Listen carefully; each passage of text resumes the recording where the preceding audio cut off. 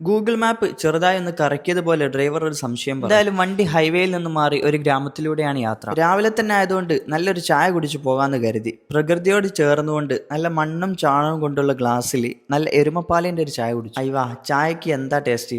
എന്റെ കൂടെയുള്ളവർക്കും ഇഷ്ടപ്പെട്ടു. എന്റെ കൂടെ ഈ കാണുന്ന 3 പേരും കൂടെയുണ്ട്. 3 പേരും 3 വ്യത്യസ്ത സ്റ്റേറ്റുകളിൽ നിന്നുള്ളവരാണ്. ചായ കുടിച്ചതിന് ശേഷം ഞങ്ങൾ പിന്നെയും വണ്ടി ഇങ്ങോട്ട് ഇറങ്ങി. എന്തായാലും ഗ്രാമത്തിന്റെ ഏതോ ഉള്ളിലാണുള്ളത്. സംഭവം നമ്മൾ പോകാനിരുന്ന വഴിയിൽ വെള്ളം കയറിയിട്ട് അവിടെ ബ്ലോക്കായി കിടക്കുകയാണ്. അങ്ങനെ ഗൂഗിൾ മാപ്പാണ് പറഞ്ഞത് മറ്റൊരു വഴിയിലൂടെ പോകാം. ടാക്സി കാറിലാണ് ഞങ്ങളുടെ യാത്ര. വണ്ടി ഓടിക്കുന്നത് ഒരു ഹൈന്ദവ കൂട്ടുകാരനാണ്. പേര് ഗണേഷ് ഗുപ്ത.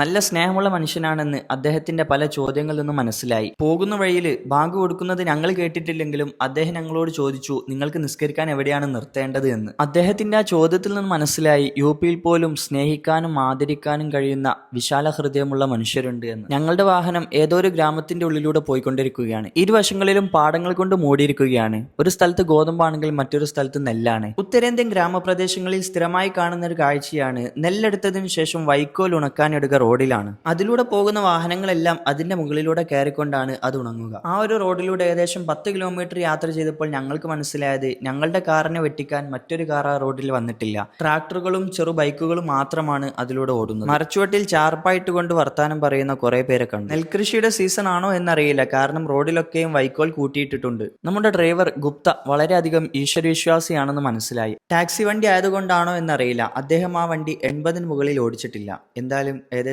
3 മണിക്കൂറിന് ശേഷം ഞങ്ങൾ ഞങ്ങളുടെ ലൊക്കേഷനിലേക്ക് എത്തി.